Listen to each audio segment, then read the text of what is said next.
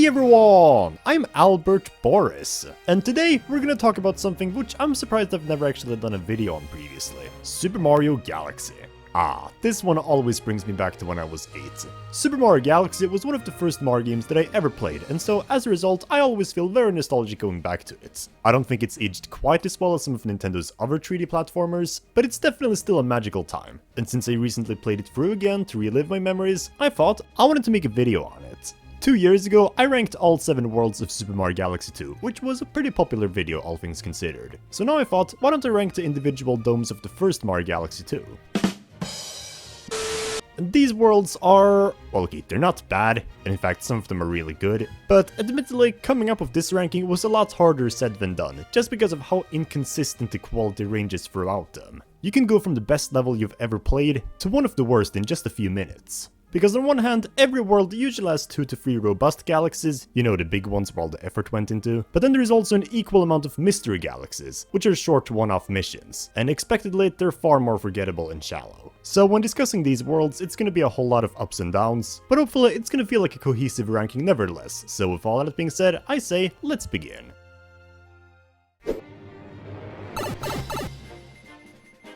Okay, I hope this isn't gonna be too much of a hot take, but in my opinion, the absolutely weakest dome has got to be the Gate. And when I say weak, I don't just mean mediocre. I don't like it at all. This is pretty much the tutorial of Super Mario Galaxy that teaches you all about the gameplay and mechanics of the game, and as a result, it also pretty much just houses one level, the Gateway Galaxy. And it's, it's certainly peaceful and beautiful for the first planet, even if I hate bunny chasing, but the rest of it is just a whole bunch of random tiny planets, with no proper connection to each other, and it's kinda boring. It's mostly just the second mission of the stage that gets me, and that's because it's the only level in the game with the fabled red star, which lets you fly.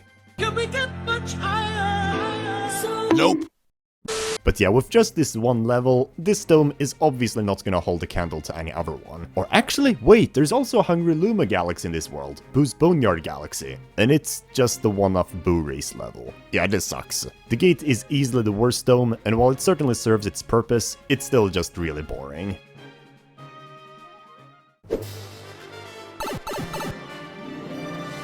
World 1's Terrace is the weakest of the game's 6 main domes, and for a multitude of reasons, unfortunately. When people ask why I think Super Mario Galaxy 2 is better than the first one, there are admittedly a lot of things to consider, but one of the main reasons is just the fact that the first world is much more appealing there. The Terrace in Super Mario Galaxy 1, meanwhile, just doesn't really have any interesting levels. Take Good Egg Galaxy for instance. Sure, the presentation and music are absolutely gorgeous, but the whole structure of it is just random tiny planets scattered throughout, and none of them really have anything interesting going on, aside from the very first one. And while Honey Hive Galaxy is more cohesive, with better world building, that one instead has the issue of being kind of slow-paced and boring, in part due to the sluggish B Mario power-up. And that's the 2 robust galaxies. The one-off mystery galaxies are even less interesting, with Flip Switch Galaxy just having a couple of switches for you to turn on, and Loop de Loop just being some race on a floating water circuit. Yeah, seriously, that's all it is. Not even the Hungry Luma stage can save this dome. A sweet galaxy looks absolutely putrid in addition to merely just being a short obstacle course. And while the challenge is nice admittedly, that's hardly enough to save it. So yeah, sadly, the Terrace in this game just doesn't have much substance. There's like, what, 1 level I can hesitantly say is actually good, maybe 2, and everything else is just boring slop to get you used to the gameplay. Thankfully, Super Mario Galaxy gets better after this, but man, this was not a good first impression to 8-year-old me. At least it ends off on one of the most banger boss fights in the game, but otherwise, I don't really like the Terrace, so it's gonna stay at the bottom of the C tier.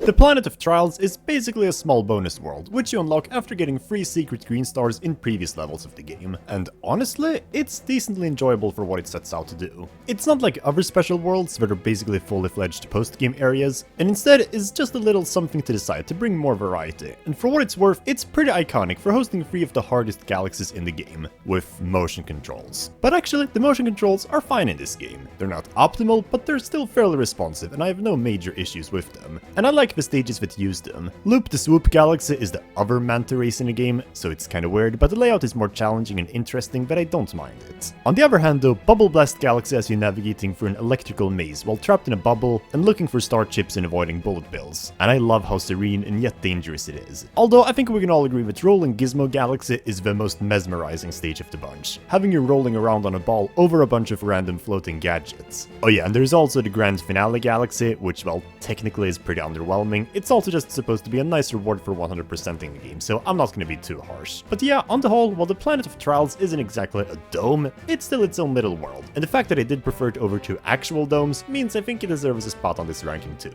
because it's nice enough.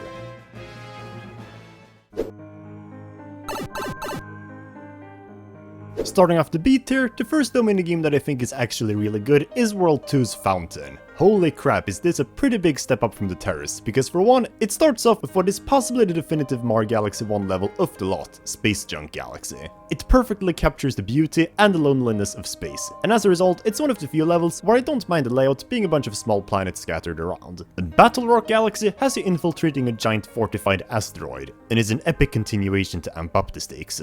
And while Bowser's Star Reactor is a kind of basic boss level now, back then it was pretty cool how much the level would just twist around, to really show you that this game was not playing around. However, the Fountain still isn't great, because once again, the Mystery Galaxies are pretty boring and basic to say the least. Rolling Green Galaxy is quite literally just a tutorial for the ball rolling gimmick, and as such the layout is nothing more than random green platforms in the sky, and while Hurry Scurry Galaxy definitely had a cool concept of the shrinking ground, it only barely scratches the surface of this idea, and as such it's over before you know it. And Sling Pod Galaxy has got to be one of the most miserable and sluggish experiences of all time. It's so easy to miss and launch yourself into oblivion, because of how awkward these Sling Pods are to aim with. Still though, other than that, I like the Fountain enough, so it will open up the top 5 for me.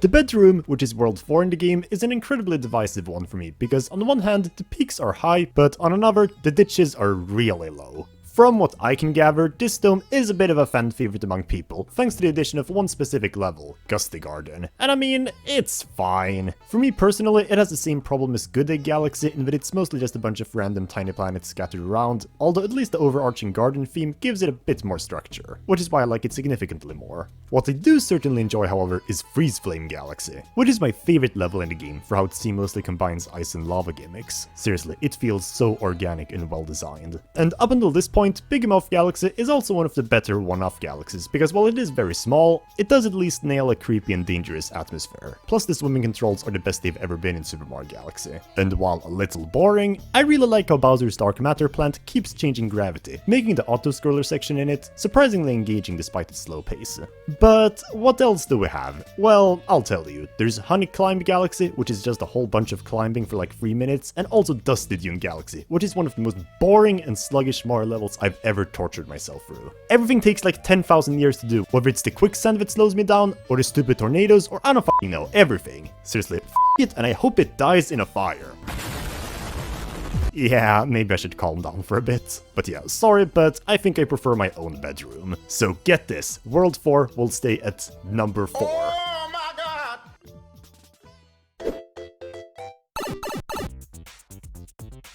World 5's engine room is where we're gonna start to see generally more consistent quality on the whole, even if it's not quite amazing yet. On the surface, it seems like a pretty lazy world, with most of its levels taking concepts already seen in previous domes. But actually, they put a unique spin to them that makes it feel more like an evolution. Take Golden Leaf Galaxy for example. Technically, it's just a mirrored honey hive, except autumn themed, but the missions being completely different and far more interesting makes it come across more like a worthy expansion. And Sea Slide Galaxy kind of takes the whole floating water circuit idea from Loop to Loop, but actually makes it far bigger with more things to do. And while I still don't like the racing aspect that much, the amount of elements they were able to cram into it still makes it a fun level for the exploration-based missions. Wait, what? What do you mean people hate the purple coins? And oh my, Toy Time Galaxy doesn't even need an introduction. It's such a creative level based around toys and mechanisms that if not for Freeze Flame Galaxy existing, it would easily be the peak of this game. The Mystery Galaxies are also more enjoyable than usually, but unfortunately, they're also ridiculously wasted in concepts. Seriously, Bonefin Galaxy is probably the coolest boss in the entire game and would be perfect for the finale of this dome, but instead that's King f***ing Caliante? Why? Why isn't he in Melty Molten Galaxy instead? Seriously, he and Fire Dino Piranha would have been perfect in the final main galaxy, to directly mirror the first level. And Sand Spiral Galaxy had such a cool idea with this section where you had to choose between the Boo or Bee Mushroom to cross it. But then after it just pretty much ends already. Don't get me wrong, I like those two stages enough, but they definitely left me wanting more. Which is probably the only problem I have with this dome. And aside from Toy Time Galaxy, the other ones are just good, but still, the engine room is pretty great, and worthy of opening up the top 3 in my opinion.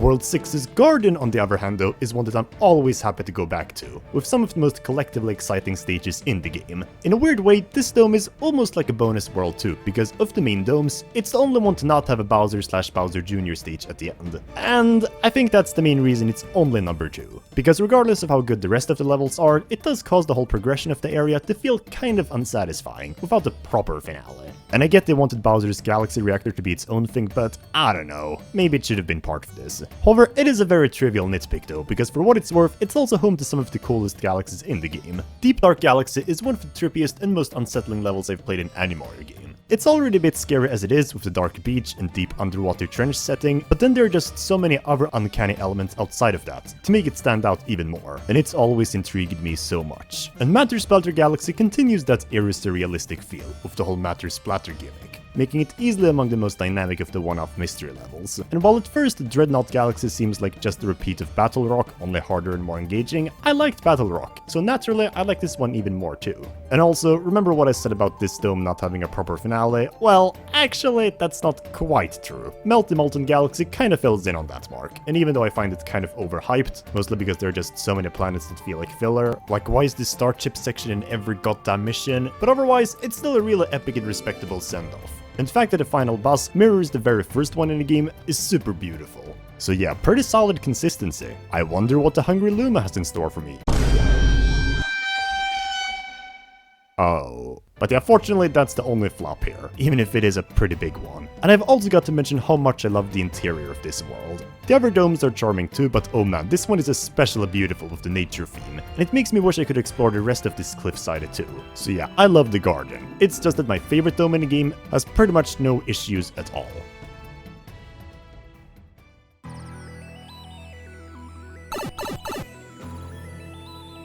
And that, without a doubt, has got to be the Kitchen Dome, World 3.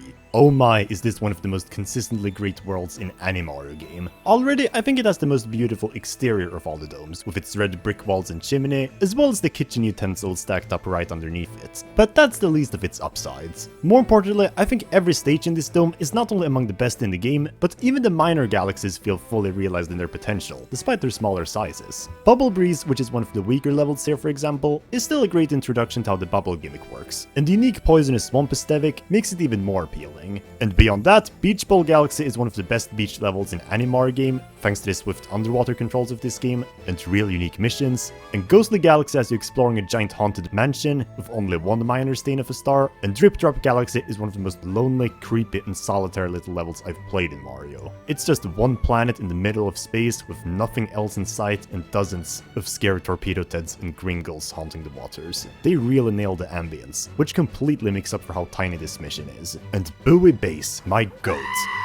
Not only is it an exciting adventure up a floating fortress with my favorite Mario soundtrack of all time, but it's also the only mystery galaxy with more than just one star. Crazy, right? It's insane how much more memorable it becomes thanks to it, when the galaxy has more than just one purpose. Even the Bowser Jr. stage is acceptable in my book, because for once it's an actual level with structure and not just a boss fight, even if it's still nothing too special.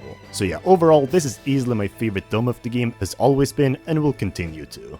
And so there you have it, that is my full ranking of all the worlds/domes of Super Mario Galaxy. It was definitely about time that I finally got around to making this ranking. It's already been almost 2 years since I ranked Mario Galaxy 2's worlds, and considering it was a fairly popular video in terms of views, I think you all waited long enough to finally get this follow-up. Now I just have to rank every single individual galaxy, which, wow, that's gonna be a lengthy one. But yeah, in the meantime, what is your ranking of the domes in this game? Did you agree with me or not? Okay, probably not, but please let me know in the comment section down below what your opinion is. And if you want to see more videos like this, make sure to drop a like and subscribe to the channel for even more Mario videos from me. And follow me on my Discord server, Green Pipe City, as well as my Twitter and Patreon for more updates, and I'll see you all soon. Until next time.